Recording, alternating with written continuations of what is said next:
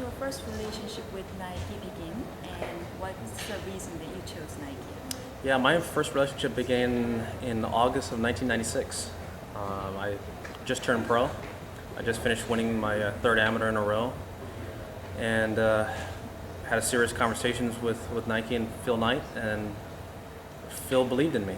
And even though I hadn't done anything in professional ranks, I think I only made one cut in a professional event. I hadn't done anything, but he believed that I could do something in the game of golf, and he took a leap of faith, and I took a leap of faith in Phil, and this began this magical journey over the last almost now 20 years.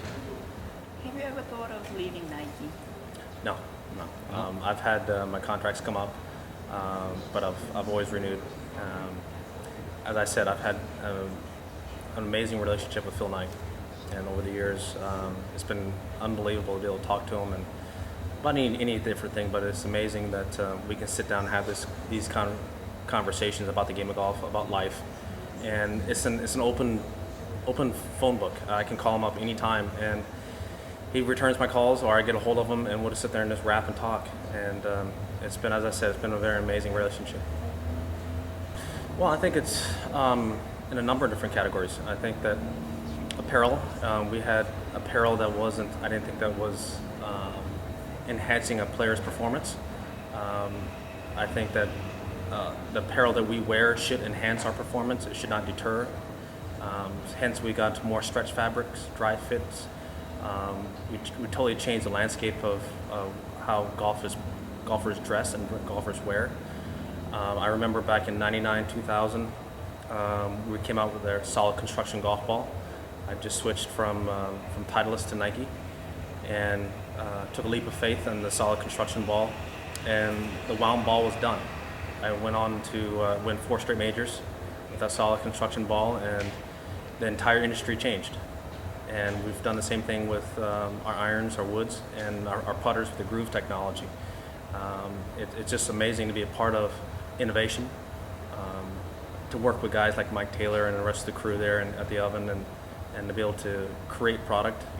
From a player, I enjoy what it feels like through the ground and in the dirt, so to speak. And it's been fun to be able to talk to guys who can then take what I feel and what I say and put it into geometry and physics, and create something that's better than what I've had.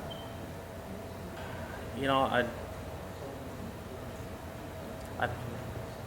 think it's probably between McGregor, Wilson, and probably Mizuno.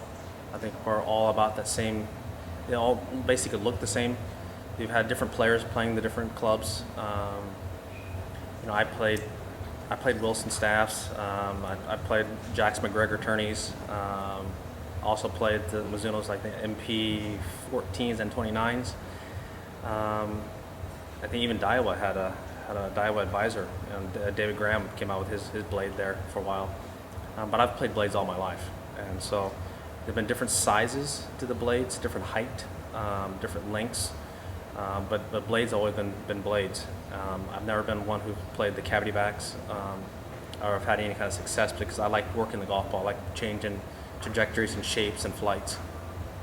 Well, it's interesting because if you look at all my wear patterns on my irons, they're always on the heel, because the center of the most benefit was a little bit off center to maybe a little bit on the heel.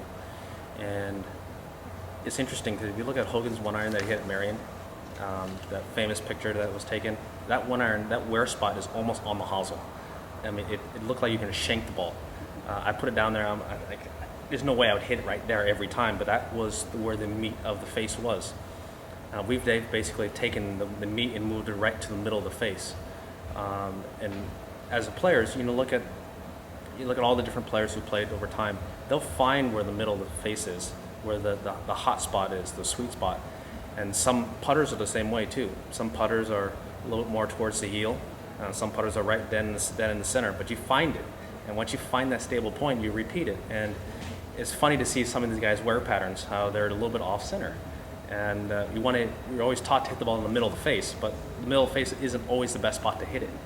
And we've basically have taken that technology, moving the tungsten plug out there about 10 millimeters, and move the center of gravity right in the middle of the face. And that's one of the first things I noticed is that when I hit it and felt it, it felt heavier.